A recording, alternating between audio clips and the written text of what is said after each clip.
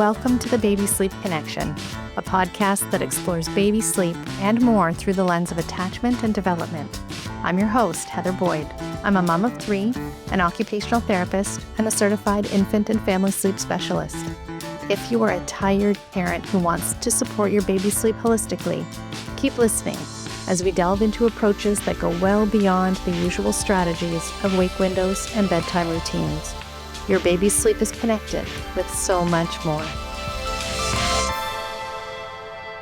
Well, hello and welcome back. It's Heather Boyd, and I am trying something new today in order to fit in some recording.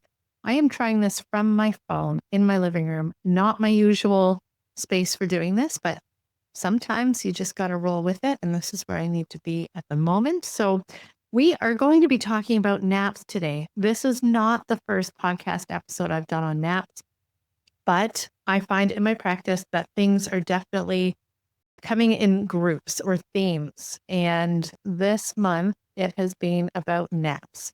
In fact, just today, both my one-on-one client and the client that I support in my group program, both asking about naps. So I figure that was a sign that if they're asking about them, then you might have some questions too. So I'm doing a little bit of a recap of what I covered with these clients.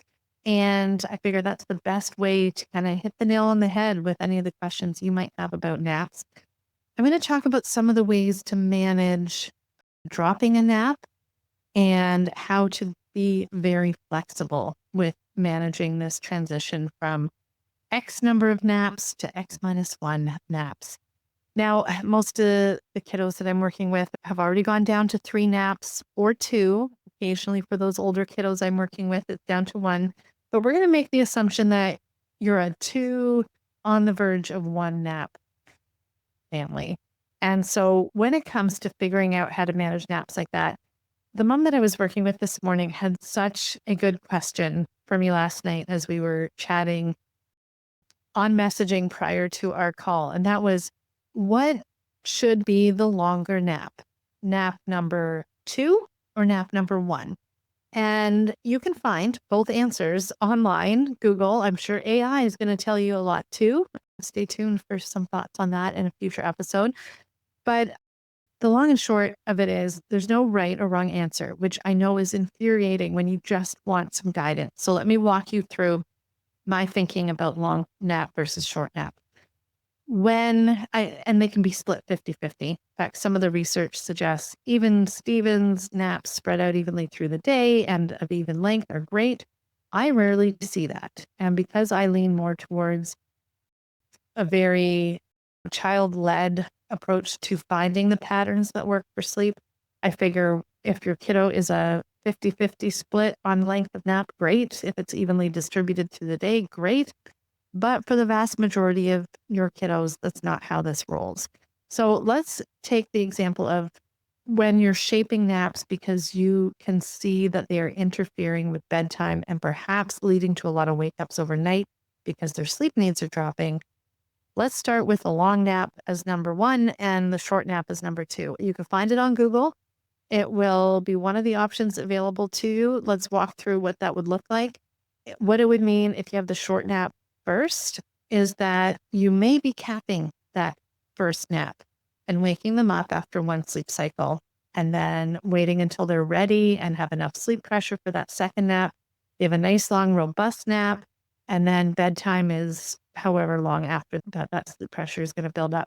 The advantages with the short nap first is that you can often accommodate some of the adventures that you might be going on with your kiddo, like swim time or library time, and you're not going to miss out on everything that's happening in the morning.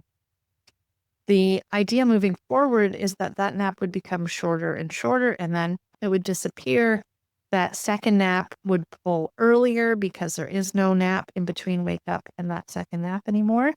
And that earlier nap, number 2, becomes the only nap, and it usually lands kind of square in the middle of the day, maybe noon, maybe eventually 1 o'clock, and then you're kind of smooth sailing until bedtime.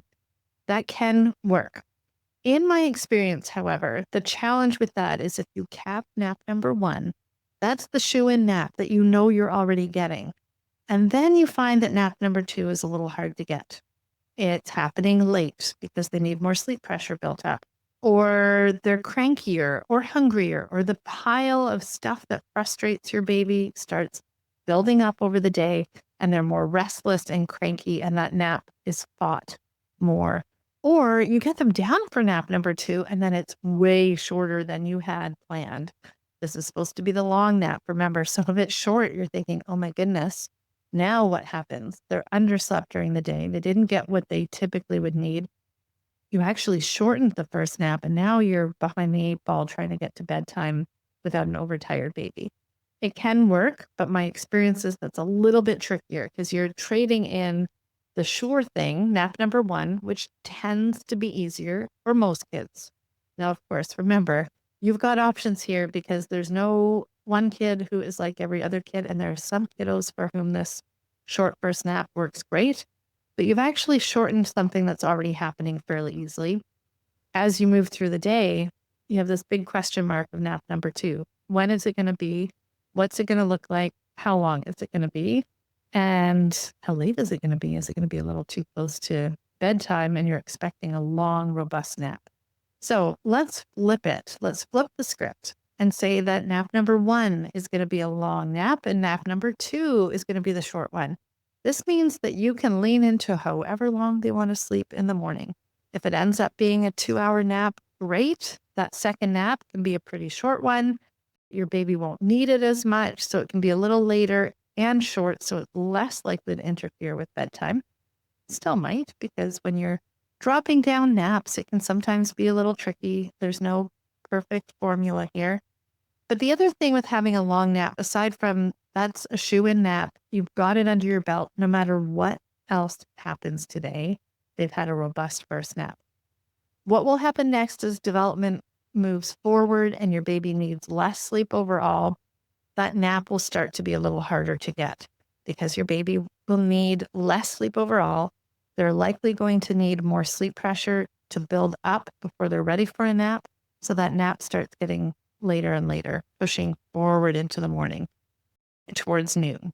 And that means there's less and less room for nap number 2 before a decent bedtime, which means it becomes fairly sensible, I'll say, to consider capping that second nap. Now, you don't have to cap the second nap either, so I want to make sure that we talk about that. But it means that by the end of the day, you're thinking, well, I really don't want things to go much past 4:30 because I've noticed when this happens that bedtime gets super late, or they're ready for bed but don't have enough sleep pressure, so they're a little bit cranky and hard to put down. Again, I want to say loud and clear again, you don't need to cap any of these naps if you don't want to, but if you're observing that it appears to be impacting nighttime sleep, you know the end game is nighttime sleep anyway. So a little bit of shoring up or adapting the naps so that everyone can get through their day as smoothly as possible is absolutely reasonable. So what if they're even Steven? Well, that's all right too. What we're looking for is enough sleep pressure to make the nap fairly easy to be had, regardless of when it is, and enough of a runway to bedtime that everyone gets where they need to be by the end of the day. That means that if naps are longer or later than you anticipate, be okay with a later bedtime, but be prepared for it to land where it usually does anyway. That way, you have everybody ready for bed. You have that runway to sleep with the routine. If they're not quite ready, you either slow things down or pause the bedtime routine and start again a little bit later, a little bit closer to when you would expect time interval wise after that second nap that they'd be ready for bed. In my experience, kids don't often stay awake as long as you would expect, even if things are later. So you can try that out. I'm interrupting this episode to share with you a new resource that I have for my podcast listeners. It is the Podcast Listener's Guide. In it, I share my top podcast episodes, the ones that are most popular, but I also share my favorite books, links to programs and resources I have, and the best way to work with me. If you want to sign up for the Podcast Listener's Guide, just go to familysleep.ca/links. As of April 1st, 2025, it is right up at the top. But if you're listening to this a while later, just look a little further down the page because I imagine I'll have added some other new exciting things at the top by that point in time. Now back to the episode. So I wanted to go through some of the coaching that I did on my group call today in the Confident and Connected Baby Sleep Program for a parent who is struggling with nap number 1 getting pushed later. And you'll remember I talked earlier about how when that sleep need drops, nap number 1 is going to start moving later because sleep pressure needs to build a little more before sleep happens. But what inevitably happens is nap number 1 is so late that parents start wondering how to squish in nap number 2. It's like trying to put a cushion back in an IKEA cover after you've washed it. You just think there's no way this is going to fit in without impacting bedtime. So let's walk through this a little bit. If your baby is fighting their nap, and let's say for purposes of clarity, I'm going to use the same kind of schedule that we were talking through on the coaching call. And the naps are usually at 9:30, and they were not happening. Like fighting nap, no nap at 9:30, 10 o'clock, still fighting nap, taking a break to play, reorient, reset, 11 o'clock, still no nap, finally 11:30 a.m. A nap 2 hours later than usual, but a robust nap, a really juicy nap of 2 hours, which brings it to 1:30 in the afternoon.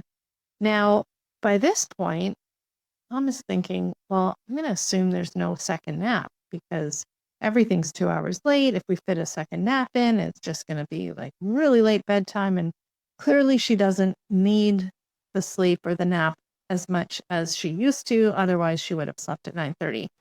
But lo and behold, baby falls asleep at 5:30 for an hour.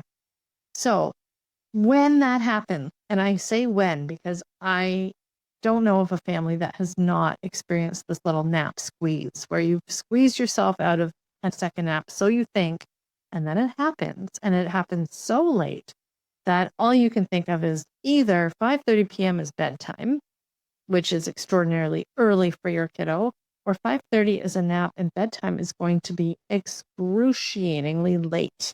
And it feels like you're being a bad parent if you let bedtime be that late. So I want to walk you through, first of all, that when naps are moving around because sleep need is changing and there's more wake time, it is okay to take a flexible approach to bedtiming.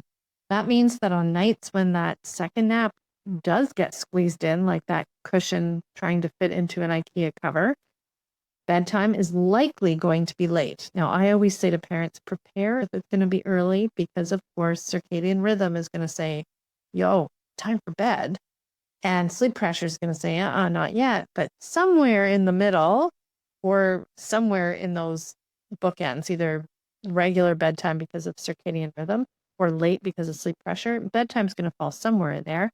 And it's better to get your ducks in order before that original bedtime because nobody likes to rush through. It's chaotic. It's chaotic. So in this case, bedtime is inevitably going to be later, but you can prepare a little bit for earlier. Now, the reason that the nap was being fought is likely that it's not needed as early. So this is likely going to happen again, and it's likely going to happen more often. So let's walk through what the options are. First, when this is starting to happen, your kiddo probably still needs 2 naps most of the time. So do 2 naps and have a late bedtime. It is not being a bad parent. It's called being flexible and honoring your total sleep needs for your kiddo. If you have trouble letting go of this idea that it's okay, take a look at the feed that you're following on social media. If they are giving you hard rules about all babies needing to be in bed at a certain time, consider muting it or taking a break from it or unfollowing it altogether. Because really, when it comes to these shifts and changes, these huge periods of fluctuation where whatever was working and going smoothly before is now all a mess, you got to be flexible with the reality of what's in front of you. I'll add that no book was ever written and no podcast was ever designed to be tailored to your kid's situation or your family's. So take what is helpful to allow you to meet the need that's in front of you. And if it's a 2 nap day, but that nap is ending at 6:30, then lean into the late bedtime, but be prepared for it to be early. So have 2 naps. The second is have a cat nap as the second nap, just enough to take off that edge, to lower the sleep pressure so that you can get to a more decent bedtime. Might still be a little later because those cat naps do wonders. If you've had a kiddo that has fallen asleep for 5 minutes and then is like raring to go for a long time, you'll know what that's like. But just cap it, keep it short. Sometimes putting kiddos in a baby carrier or keeping them out in the living space where there's more noise can work because then there are other things that might wake them up. You can also do rest time, this quiet time around 4 p.m. with you. It's not relegating them to a room unless they enjoy it. Usually that's not until they're much older and kind of like that space. But rest time with you, quiet cuddle time, get some pillows or cushions down on the floor, read to them, sing to them, just chill, quiet activities. And you might find that they do fall asleep for that cat nap, or that is just a pause where the demands are low, the expectations are low on them. They can kind of zone out, and that can be enough to get them through. The third strategy that I would have with this situation is to, at that point in the day, if you're like, oh, this rest time, either my baby isn't into it, I'm not into it, or it just seems really funky, or we don't have time to do this. There's other things going on. Consider adding nature or water at this 4 p.m. time, the cranky time, this midpoint between when nap number 1, which might be the only nap today, and bedtime is going to happen. When you add nature or water, you can get through the crankies. It's almost like rest time. Time in nature is really a reset button. Water seems to do a lot the same thing. So have a bath early or get a big wash basin full of water in the kitchen so that they can play with it. Or as the weather gets warmer, get out the water table or a kiddie pool. And it's a nice reset that allows you to get to a decent bedtime. That bedtime might be earlier than you think because they are down to 1 nap that day, but see how it goes. Now, I did want to talk too about this idea of second wins, especially when your baby hasn't had the second nap that they usually need, and you're thinking, okay, they're going to be tired early, or it catches you off guard. You think this is a 1 nap day. They are legitimately moving to 1 nap, so we're not even going to expect a second nap. So you plan dinner, and then all of a sudden you realize your baby is hitting a wall. They're exhausted. And so you run around like a chicken with your head cut off, trying to figure out how do we get this baby fed well enough that they can go to bed, even though it was kind of a surprise. And that was the case today on the coaching call. It was like 6:30, baby was done after a long nap. They were done. And yet dinner wasn't made yet. And waking up hungry isn't very appealing. So there was a bit of a rush. And so by the time they got a bottle as a substitute for dinner, baby was wide awake and happy and playing again. And my guess is that it was the second wind, which is the actual thing. There are these zones of tiredness where sleep is more possible, where it's easy to fall into sleep. And when we're past that point, it's almost like a no sleep zone. It's like our body is protecting us against sleep. As adults, without kids, it would work very well because our bodies wouldn't let us sleep from like 5 p.m. to 7 because it would really mess up our sleep pressure in allowing us to go to bed at a reasonable time. So, but with kiddos, with naps, it happens in a little bit more of a frequent way when we miss that opportunity, that little sweet spot, which is not your goal in life. Your goal in life is not devoted to hitting that sweet spot because there's so many other more worthwhile goals for your life and for your child's life than hitting this sweet spot all the time. It's not the pinnacle of parenthood.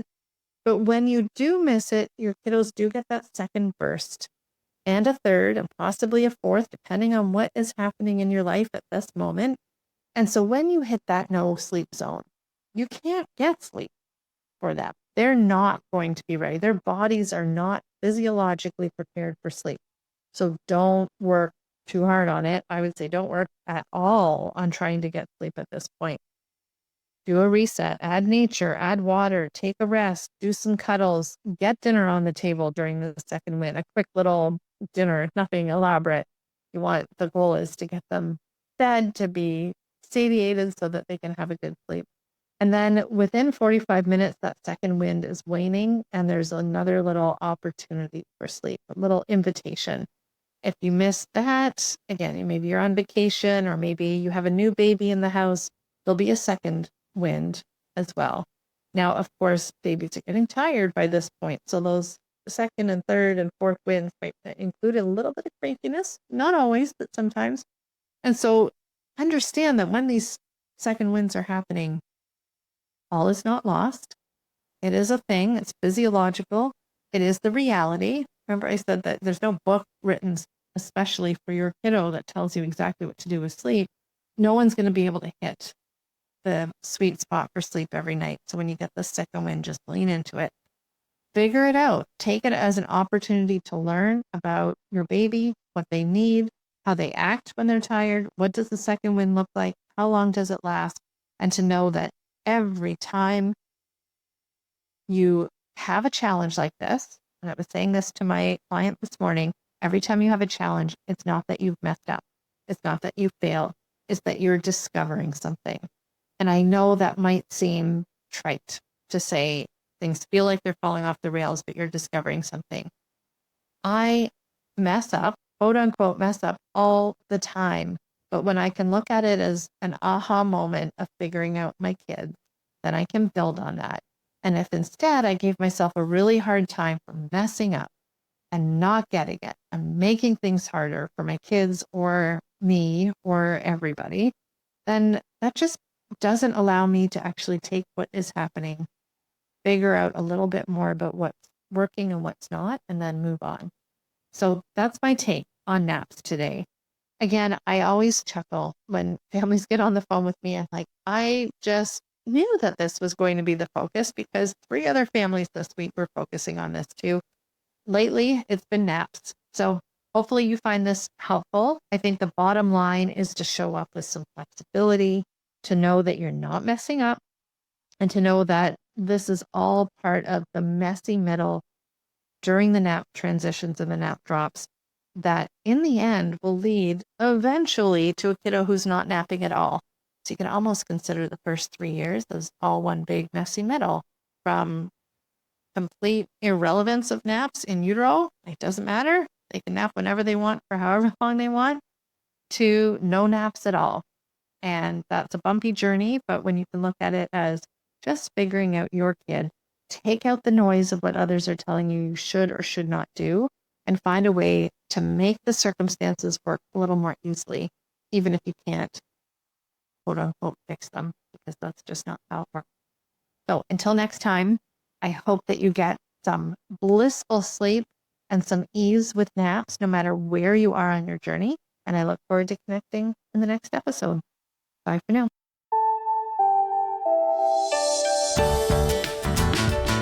Thank you for joining me on this episode. I do hope that you found the information and perspectives in this podcast episode helpful to you as you navigate your baby's sleep development. Of course, this podcast provides general information and it isn't tailored to your family's reality or the specific needs of your baby. If you're concerned about your baby's sleep or health, be sure to reach out to your healthcare provider. If you're feeling exhausted and overwhelmed and you need a place to feel nurtured and reassured, you can find me on Instagram at familysleep.ca. Until next episode, look for the connections that support you and your baby.